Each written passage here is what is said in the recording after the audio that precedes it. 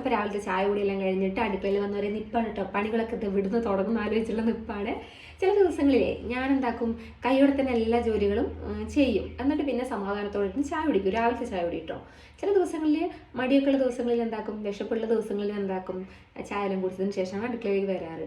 അപ്പം രാവിലെയാണ് എന്നെ സംബന്ധിച്ചിടത്തോളം ഏറ്റവും കൂടുതൽ പാത്രങ്ങളും എല്ലാം ഞാൻ വലിച്ചു വാരിയിടാറ്. കാരണം അപ്പുണ്ണീനെ സ്കൂളിലേക്ക് വിടേണ്ട തിരക്കും ഏട്ടനെ ജോലിക്ക് വിടേണ്ട തിരക്കും അങ്ങനെയൊക്കെ ആയിട്ട് എല്ലാം വാരി വലിച്ചങ്ങിടും. അപ്പം നിങ്ങൾക്ക് എപ്പോഴാണ്, ഉച്ചയ്ക്കാണോ രാവിലെയാണോ രാത്രിയാണോ, ഒന്ന് കമൻറ്റ് ചെയ്യണേ. എനിക്ക് രാവിലെയാണ് കേട്ടോ. അപ്പോൾ ഇനി നമുക്കിതൊന്ന് നന്നായിട്ടൊന്ന് ക്ലീൻ ചെയ്തെടുക്കാം. രാവിലത്തെ ഏറ്റവും വലിയൊരു ടാസ്ക് അതാണ്, അടുക്കള ഒന്ന് ക്ലീൻ ആക്കി വെക്കുക. അപ്പം ഇന്നത്തെ വീഡിയോ അതാണ്. അപ്പോൾ നമുക്ക് കാര്യത്തിലേക്ക് കടന്നാലോ? അത്യാവശ്യം നല്ല രീതിയിലെല്ലാം വലിച്ചു വാരി ഇട്ടിട്ടുണ്ട്. എന്തായാലും നമുക്ക് വേഗം ഒന്ന് ഒതുക്കി പെറുക്കാം.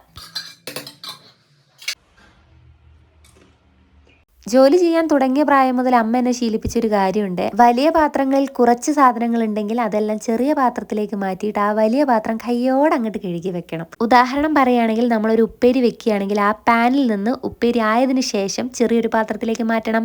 അതുപോലെ തന്നെ മീൻ ഫ്രൈ ചെയ്ത് കഴിഞ്ഞാൽ പാനിൽ നിന്ന് അത് ചെറിയൊരു പാത്രത്തിലേക്ക് മാറ്റണം. ഒരുപാടുണ്ടെങ്കിൽ മാത്രമേ വലിയ പാത്രത്തിൽ വെക്കുള്ളൂ കേട്ടോ. അല്ലെങ്കിൽ കയ്യോടെ അങ്ങോട്ട് എല്ലാം കഴുകി വെക്കണം. പാത്രം കഴുകുന്നതിൽ എനിക്ക് ഏറ്റവും ഇഷ്ടമില്ലാത്തൊരു പാത്രം കുക്കറാണ്. നിങ്ങൾക്ക് ഏത് പാത്രമാണ് കഴുകാൻ ഇഷ്ടമില്ലാത്തത് കമൻറ്റ് ചെയ്യണേ. അപ്പോൾ അന്നത്തെ വീഡിയോ വിശേഷത്തിലോ ടെറ്റ സീ യു.